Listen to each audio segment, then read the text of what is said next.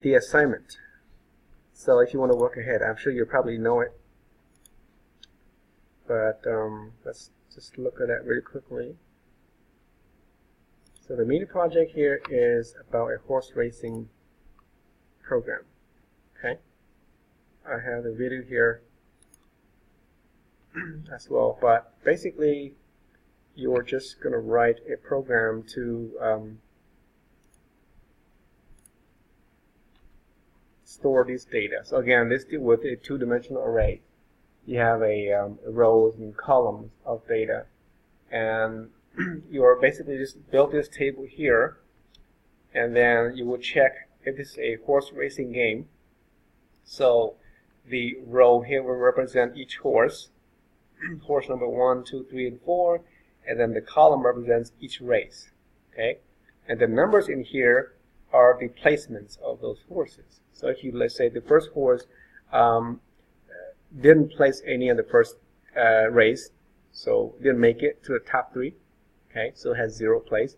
And in the second race, it got first place, and then no place, third place, and second place, and so on.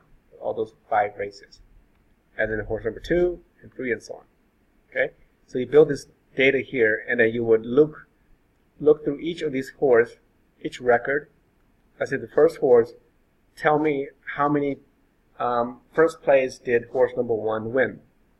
Okay, just the number of wins for first place, 0th place, second place, and third place. You don't have to name which race number is it. Doesn't really matter. And so on. Okay.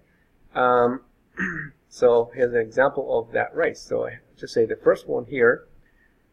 So you can do like, I show the table here what that chart might look like.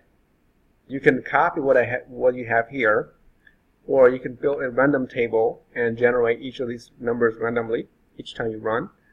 And then you would just say pick a horse number. If I pick 1, then it will tell me the number of first place here is 1, the number of second place is 1, third is 1, and then no place 0 will be a 2. Okay, you count them all.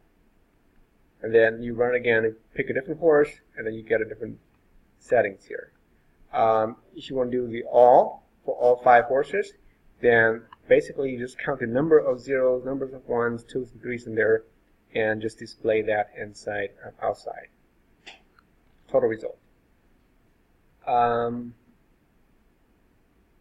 have a function here that actually will generate that random table if you want to use it.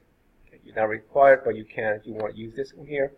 And it will generate a random, it's a 4x5 table. Then every time you run it, you just random that. Okay, so read it, and then if you reach chapter 9, you should have a clear idea how to do it. We'll go over this again next week when we deal with the two-dimensional arrays. All right.